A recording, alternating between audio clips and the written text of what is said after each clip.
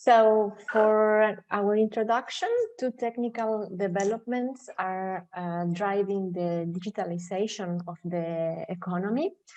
One of these is the interaction and connection of humans and machines through internet. This makes it easier to simulate process with algorithms and create digital twins of the physical world. And for our case, for Rittal, these two aspects leads to the following options along the value chain for control cabinets. All control cabinets are specially designed for their respective application, and the value chain from the planning and design of the cabinet to its industrial application benefit from efficiency gains through digitalization. Anaita will continue with the presentation. Thank you, Maria. As Maria said here, we are going to see viability of virtual prototyping in Rittal. Here in the following slides and presentations, we can see that Rittal optimize the 4 stages of the value chain through digital twin. In this case study, we're focusing on the stage named control cabinet planning and design, where we demonstrate the applicability of IP design method, and my colleagues will discuss principle of patent type and digitization taxonomy, which both enable us to analyze this use case from problem solution aspect and to find important protectable, here we mean patentable points of the use case. At the end, we learned the relevance of our patents to the benefits generated by this use case. Thank you. When we look to the digital twin that's employed by Rittal today, this mainly consists of an electromechanical model of the control cabinet, which already allows to reduce dramatically the transaction cost between the different contributors, the customer, Rittal, and the components supplier. And furthermore, it's missing out an important aspect, and that's an important parameter, and that's temperature. Temperature is a crucial parameter, not for the construction and the planning phase, but actually for the operations phase, because it's defining the costs, since the only operational cost of a control cabinet is actually the cost for the coolant.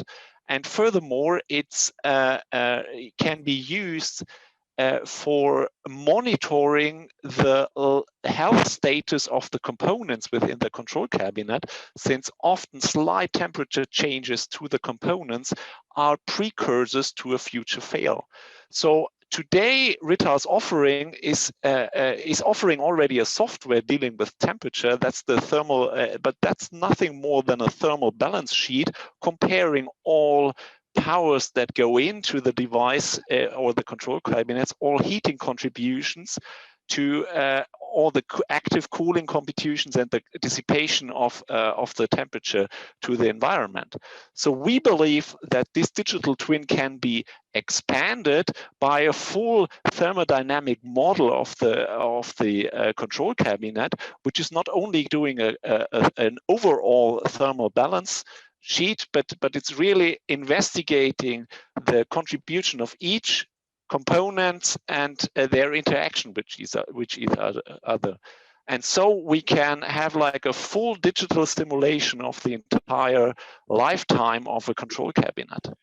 And in the following, we will discuss how which benefits can be derived from this expansion of the digital twin, and how we can we make them exclusive by the means of patents. Thank you, Jan. As explained by Jan, it is identified that overheating is one of the main, let's say, deficiencies that such components can go into. So the idea here from the original use case is to try to identify via this dynamic digital twin the issue immediately at planning and design stage. Another benefit is that we could easily, with digital twin, identify or come up with, let's say, improved cabinet layout, which would enable us to have a coolant efficiency and reduce the possibility of overheating.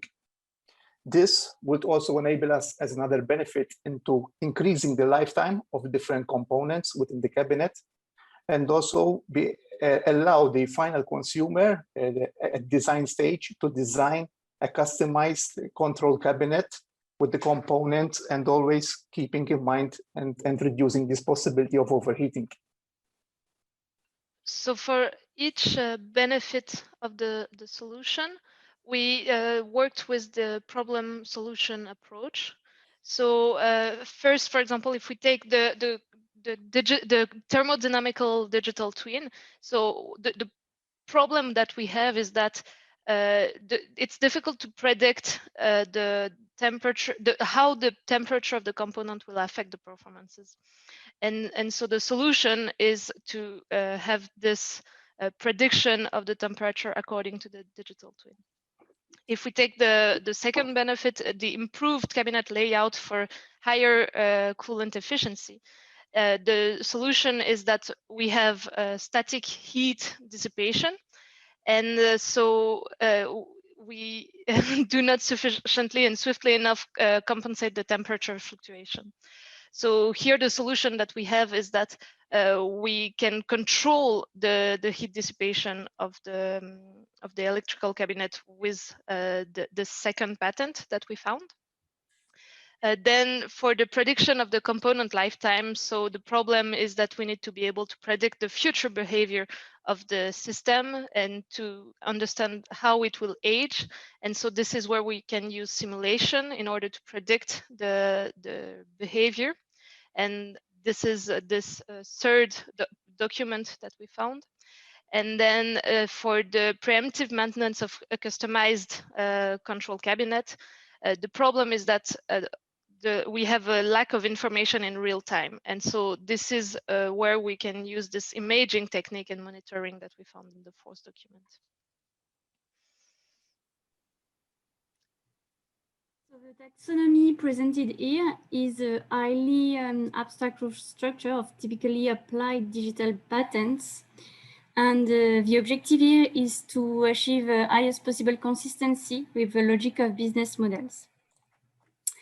So here are the patent types examples introduced by Valentine, presented here in a digitization taxonomy in order to protect Rittal's business model.